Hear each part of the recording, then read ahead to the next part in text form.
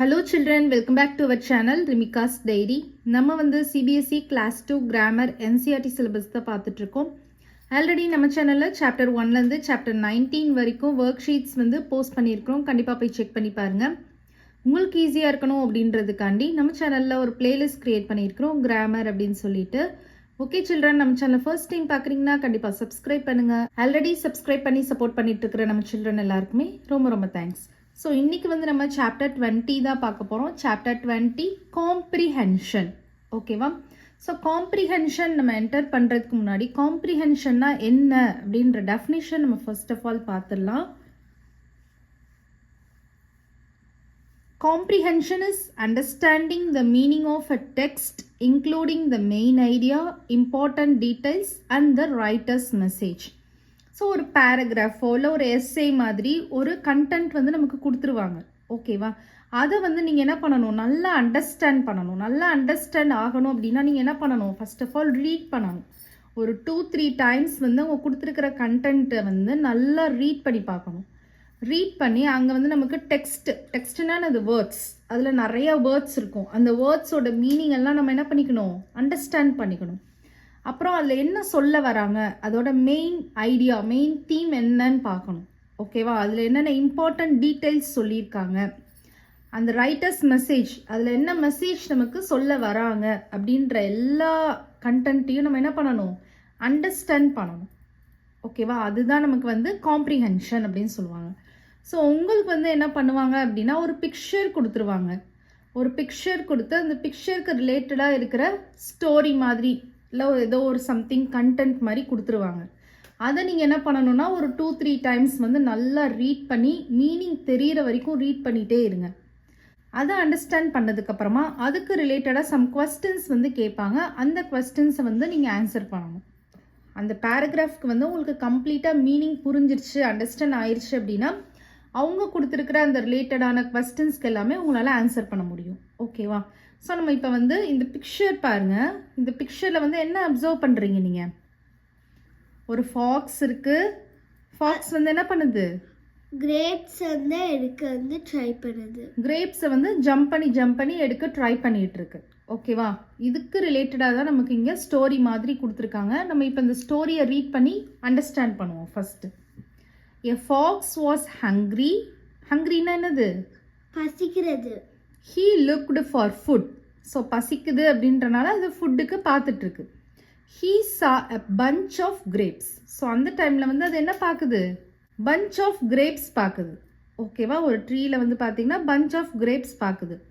He jumped to get them. So அது எடுக்கிறதுக்காண்டி என்ன பண்ணுது, ஜம்ப் பண்ணுது. But grapes were very high. So கிரேப்ஸ்லாம் எப்படி இருந்துச்சு, ரொம்ப ஹைட்டாக இருந்தது. அதால் எடுக்க முடியல. He could not reach them. அதால் ரீச் பண்ண முடியல. At last he was tired. என்ன ஆயிடுச்சு, ஃபைனலாக ரொம்ப டயர்ட் ஆயிடுச்சு. ஜம்ப் பண்ணி டயர்ட் ஆயிடுச்சு. He said, these grapes are sour, saying, so he went away. So என்ன பண்ணிடுச்சு, அதால் எடுக்கவே முடியல, ரொம்ப டயர்ட் ஆயிடுச்சு. அதனால என்ன சொல்லிட்டு போயிடுச்சு, இந்த கிரேப்ஸ் எல்லாம் சோர் டேஸ்ட். சோர்னா என்னது, புளிக்கிறது. இந்த கிரேப்ஸ்லாம் ரொம்ப புளிக்கும் அப்படின்னு சொல்லிட்டு போயிடுச்சு. ஓகேவா? இதுதான் இந்த ஸ்டோரி. ஸோ உங்களை மாதிரி ஒரு கிட் வந்து இந்த ஸ்டோரியை அகைன் வந்து ரீட் பண்ணி காமிப்பாங்க. A fox was hungry. He looked for food. He saw a bunch of grapes. He jumped to get them, but grapes were very high. He could not reach them. At last he was tired. He said, these grapes are sour, saying, so he went away. ஓகேவா? இப்போ நம்ம இதுக்கு ரிலேட்டடாக கேட்டிருக்கிற கொஸ்டின்ஸ்க்கு வந்து நம்ம answer பண்ணலாம்.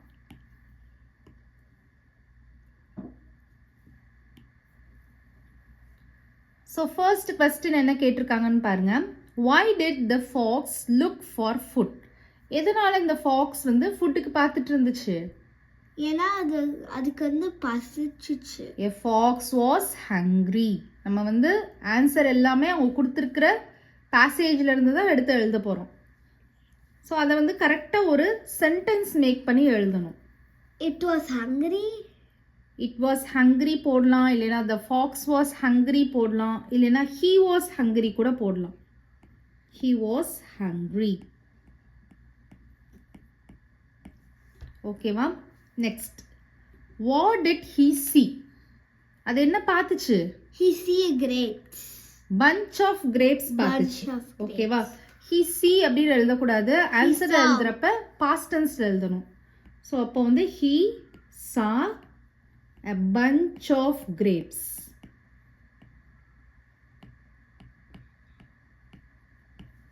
ஓகேவா? நீங்கள் அந்த ஸ்டோரியோட மீனிங் வந்து உங்களுக்கு கம்ப்ளீட்டாக அண்டர்ஸ்டாண்ட் ஆனால் மட்டும்தான் உங்களால் ஆன்சர் பண்ண முடியும்.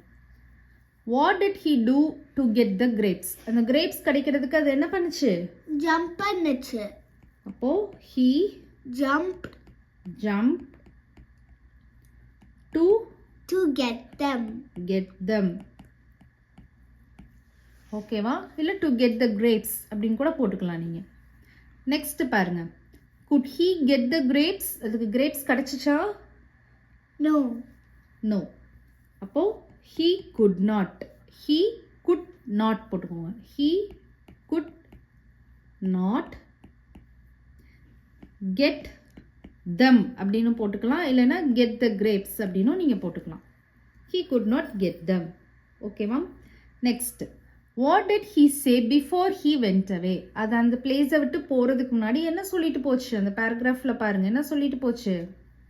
he said these grapes are sour அப்படின்னு சொல்லிட்டு போயிடுச்சு. ஓகேவா? அப்போ நம்ம சென்டென்ஸ் எப்படி எழுதலாம் அப்படின்னா, he said, say போடக்கூடாது, சேக்கு பாஸ்ட் டென்ஸ் தானே இது, said அப்படின்னு போட்டுட்டு கமா போட்டுக்கோங்க. இந்த மாதிரி ஒரு ஸ்பெஷல் மெசேஜெலாம் நம்ம எழுதுகிறப்போ டபுள் கோட்ஸ்குள்ளே தான் எழுதணும். ஸோ டபுள் கோட் ஓப்பன் பண்ணிக்கோங்க. ஓப்பன் பண்ணிவிட்டு தீஸ் கிரேப்ஸ் ஆர் ஸோ அப்படின்னு சொல்லிட்டு நீங்கள் டபுள் கொட்டேஷன் க்ளோஸ் பண்ணிவிட்டு அதுக்கப்புறமா ஃபுல் ஸ்டாப் வச்சுக்கோங்க. அண்டர்ஸ்டாண்ட் ஆகுதா? ஸோ ஒர்க் ஷீட்டில் வந்து பார்ட் ஏ தான் இது. பார்ட் பிக்கு வந்து நம்ம இன்னொரு பிக்சர் பார்க்கலாம். ஓகேவா? நெக்ஸ்ட்டு பி பார்ட் பாருங்க, ரொம்பவே ஒரு கலர்ஃபுல்லான பிக்சர் தான். ஸோ இந்த பிக்சரில் நீங்கள் என்ன அப்சர்வ் பண்ணுறீங்க? ஒரு பார்க் இருக்குது, அதில் உங்களை மாதிரி கிட்ஸ் வந்து ப்ளே பண்ணிட்டு இருக்காங்க. கரெக்டாக ஒவ்வொருத்தவங்களும் ஒவ்வொரு இது ப்ளே பண்ணிட்டு இருக்காங்க. ஓகே, நம்ம இப்போ கொடுத்துருக்கிற பேசேஜை வந்து ரீட் பண்ணுவோம். There is a park near Raman's house. ஓகேவா? ஸோ ராமன் அப்படின்றது ஒரு பாய். ஸோ இங்கே இருக்கிற பாயில் ஏதாவது ஒரு பாய் வந்து ராமனாக இருப்பாங்க. ஓகேவா? It is very big and green. So நல்லா பிக்காக இருக்குது, க்ரீனிஷாக இருக்குது. There is a pond in it. So பக்கத்துலேயே வந்து ஒரு பாண்ட் இருக்குது அப்படின்னு சொல்லியிருக்காங்க. There is a swing. Also there is a swing. So swing இருக்குது, எ சீசா இருக்குது, எ ஸ்லைடு இருக்குது, and the merry go round in it. ஓகேவா? ஸோ மெரிகோ ரவுண்ட் வந்து நமக்கு இந்த பிக்சரில் கொடுக்கல, பட் ஆனால் வந்து நமக்கு கண்டென்ட்டில் சொல்லியிருக்காங்க. ஓகேவா? Children love to visit this park. They have a lot of fun here. So சில்ட்ரனுக்கு வந்து ரொம்பவே பிடிக்குது, இந்த பார்க்குக்கு விசிட் பண்ணுறதுக்கு ரொம்பவே பிடிக்குது. They have a lot of fun. அவங்களுக்கு நிறைய ஃபன் இருக்கான் இந்த பார்க்கில். ஓகேவா? ஸோ இது ரிலேட்டடாக 3 questions வந்து கேட்டிருக்காங்க, நம்ம ஆன்சர் பண்ணலாம். அதுக்கு முன்னாடி உங்களை மாதிரி ஒரு ஸ்டூடெண்ட், ஒரு கிட்டு வந்து இந்த பேசேஜ் வந்து உங்களுக்கு ரீட் பண்ணி காமிப்பாங்க. There is a park near Raman's house. It is very big and green. There is a pond in it. Also, there is a swing, a seesaw, a slide, and merry-go-round in it. Children love to visit this park. They have a lot of fun here. Okay, இப்போ நம்ம வந்து answer பண்ணலாம். அவங்க கேட்டிருக்க கொஸ்டின்ஸ்க்கு. Where is the park? Park எங்க இருந்துச்சு? Near Raman's house. Raman's ஹவுஸ்க்கு நியர்ல பக்கத்துல இருந்துச்சு. அப்ப நம்ம எப்படி எழுதலாம்? Near Raman's house. The park is near Raman's house அப்படின்னு எழுதணும். ஓகேவா? நம்ம ப்ராப்பர் சென்டென்ஸ் இருக்கணும். அப்பனா தான் ஃபுல் மார்க் உங்களுக்கு போடுவாங்க. The park is near Raman's house. So apostrophe s போடணும். Raman's house. ஓகேவா? நெக்ஸ்ட் செகண்ட் கொஸ்டின் பாருங்க. Is it big or small? So park எப்படி இருந்துச்சு? பிக்கா இருந்தது. It is very big. அப்ப நம்ம என்ன எழுதலாம்? The park is very big. The park is very big. ஓகேவா? நெக்ஸ்ட் பாருங்க third one. What is there in the park for the children to enjoy? So சில்ட்ரனுக்கு என்ஜாய் பண்ணுறதுக்கு அந்த பார்க்கில் என்னெல்லாம் இருந்துச்சுன்னு சொன்னாங்க? ஸ்விங் இருக்கு, சீசா இருக்கு, ஸ்லைடு இருக்கு, மெரிகோ ரவுண்ட் இருக்கு. அண்ட் ஆல்சோ நம்ம பாண்டையும் சொல்லலாம். பாண்ட்லேயும் சில்ட்ரன் வந்து என்ஜாய் பண்ணுவாங்கல்ல. ஸோ இது எல்லாத்தையும் நம்ம இங்கே மென்ஷன் பண்ணிடலாம். There is a swing,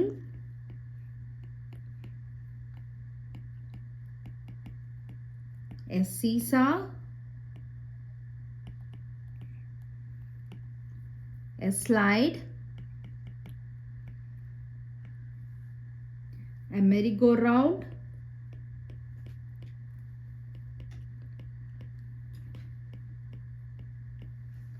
and a pond in the park. நம்ம क्वेश्चनல இருந்து அப்படியே எழுதிடலாம். அந்த லைன் அப்படியே நீங்க எழுதிடலாம். In the park for the children To play, to enjoy. to enjoy. Okay, ma'am. There is a swing, a seesaw, a slide, a merry-go-round, and a pond in the park for the children to enjoy. So, maximum நீங்கள் இந்த பேசேஜில் இருந்து அப்படியே sentence எழுதுகிற மாதிரி தான் இருக்கும். அப்படி எழுதினாலும் அது கம்ப்ளீட் சென்ஸ் மேக் பண்ணுதா அப்படின்னு பார்த்துட்டு நீங்கள் எழுதுங்க. ஓகேவா? ஜஸ்ட் ஒன் வேர்ட்லலாம் ஆன்சர் எழுதக்கூடாது. இந்த மாதிரி ஒரு கம்ப்ளீட் சென்டென்ஸ் இருக்கணும். அந்த மாதிரி நீங்கள் எழுதணும். ஓகேவா? நீங்கள் வீட்டில் வந்து கண்டிப்பாக இது ப்ராக்டிஸ் பண்ணி பாருங்கள். உங்களுக்கு இதே கண்டென்ட் கொடுக்கலைனாலும் இது மாதிரி தான் ஏதாவது ஒரு சின்ன சின்ன ஸ்டோரி அந்த மாதிரி தான் கொடுப்பாங்க. ஸோ நீங்கள் செய்கிறது வந்து இதே மெத்தடில் தான் செய்வீங்க. ஓகேவா? ஸோ இதே கண்டென்ட் வந்து நீங்கள் ப்ராக்டிஸ் பண்ணி பாருங்கள் வீட்டில். ஓகே சில்ட்ரன், இதோட இந்த சாப்டர் வந்து ஃபினிஷ்ட் ஆகுது. நெக்ஸ்ட் சாப்டர் நெக்ஸ்ட் வீடியோவில் பார்க்கலாம். இந்த வீடியோ உங்களுக்கு பிடிச்சிருந்ததுன்னா லைக் பண்ணுங்கள், ஷேர் பண்ணுங்கள், நம்ம சேனலை சப்ஸ்கிரைப் பண்ணுங்கள். Bye children.